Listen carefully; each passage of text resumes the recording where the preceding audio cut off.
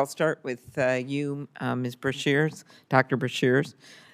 You are a scientist with respected academic position at a major university. And I think you know FSIS has one of the most critical roles within the department with safety. And sadly, in other agencies, there's been increasing concern about not following science. If confirmed, do you commit to ensuring that USDA's Food Safety Inspection Service follows sound and effective science? Thank you, Ranking Member Klobuchar. Absolutely. I'm entering this position as a scientist. I will leave as a scientist and maintain that integrity. Thank you very much. As you and I talked about, FSIS has fewer employees, 700 fewer employees now than it had in 2024. That's about an 8% loss in staff, although most of its staff are already located outside the region. The reorganization plan does not address how it will affect the staff members that are here. FSIS has lost about 700 people, as I mentioned, and on top of that, USDA is planning to reorg the agency into 4 hubs. So, Dr. Brashier, are you concerned about employee retention of key employees, including food safety experts, those who help coordinate foodborne illness outbreaks, and how are you going to respond to that if and when you get in the job? Yes, thank you again. If confirmed, I will definitely be working with universities. I have a really strong network of food safety professionals who are turning out graduate students and even undergrads, and we'll be working with them to make them aware of jobs in the government.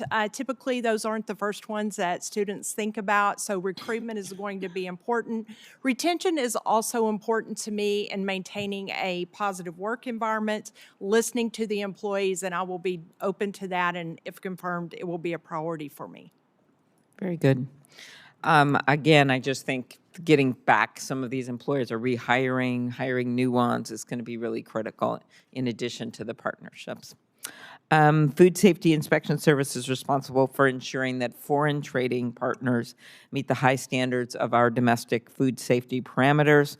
With the administration's recent proposal to drastically increase imports of beef from Argentina, if confirmed, will you commit to conducting a new audit to ensure the safety of any potential new beef imports?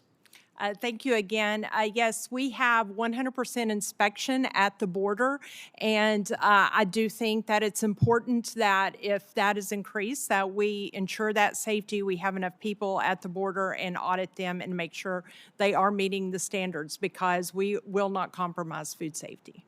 Thank you. I'm not going to go into my whole issues with all the beef when we have beef here, but I thought that was a very important question to ask given the numbers, the exponential increase that the administration is looking at for Argentinian beef.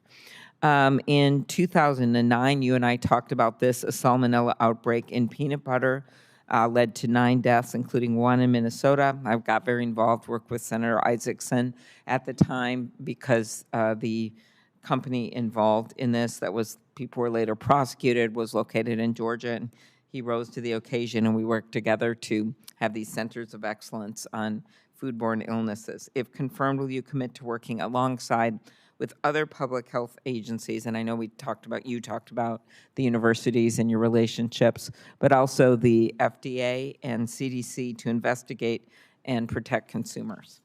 Yes, ma'am, absolutely. That is a very critical part of this role. Okay, thank you.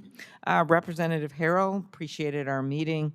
I think you know, not just from me, but from other members, that there are several requests for information that our office and our staff and other offices have made to the Office of Congressional Relations. We haven't received a response yet. This includes specific requests that I made for information about the reorganization, as well as popular programs like the Regional Conservation Partnership Program and the Rural Energy for America program. If confirmed, will you commit to working with me and my staff to get responses to these requests expeditiously? Yes, Ranking Member. Thank you. Yes, Ranking Member, I do. And will you commit to answering the requests of other members as well in an expeditious manner?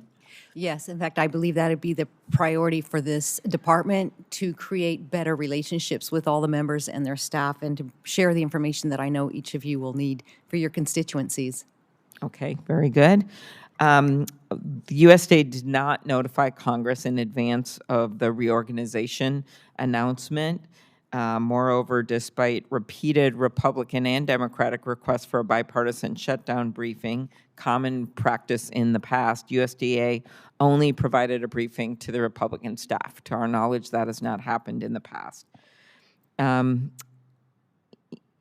Congress didn't receive the advance notice, and so I talked with you about this. Obviously, you weren't there, but if confirmed, will you commit to providing bipartisan briefings, including prior to significant public announcements by the department?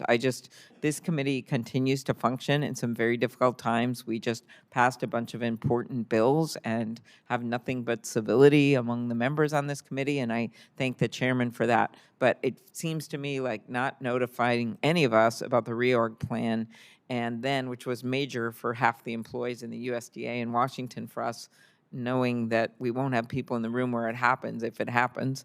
But secondly, the idea that we weren't even briefed on the shutdown plan when in the past they have was very troubling to us, and it just doesn't reflect the tone or the relationships or what's been going on in this committee, including a number of our Democratic members supporting not just bills, but also some of the nominees that have been put forward by the administration. So my question is, if confirmed, will you commit to providing bipartisan briefings, including prior to significant public announcements by the department, as has been done in the past? Yes, Ranking Member, and I said in my opening statement, that is one of the areas I really want to focus on, is ensuring that you have the information necessary, not after the fact, but before. And if confirmed, I look forward to sitting down with the Secretary and my staff, and then being able to share some of the missing pieces with this committee and with the member offices so that we can all be on the same page moving forward. Thank you. Mr. Walk, I know you have held career positions under both Republican and Democratic administrations. We talked about that.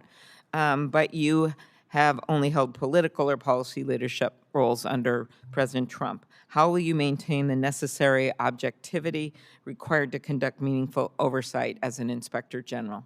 Ranking Member, thank you for that question. I will follow all laws and regulations regarding conflicts of interest and impairments of judgment, which applies to federal employees. I will also make sure that we review and apply all applicable professional standards, including what is provided in the Yellow Book, and as well as the AICPA, as well as judicial rules to make sure that we have auditor independence as well as investigative independence.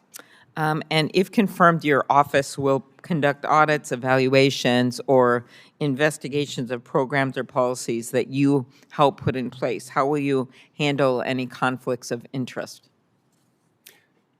Ranking Member, thank you for that question. I would follow all rules related to conflicts of interest within the federal government, and I will also rely on the advice of counsel. And we also have an Office of Compliance and Integrity, which makes sure that we are following all professional standards, and I will make sure that I consult as appropriate with that office as well.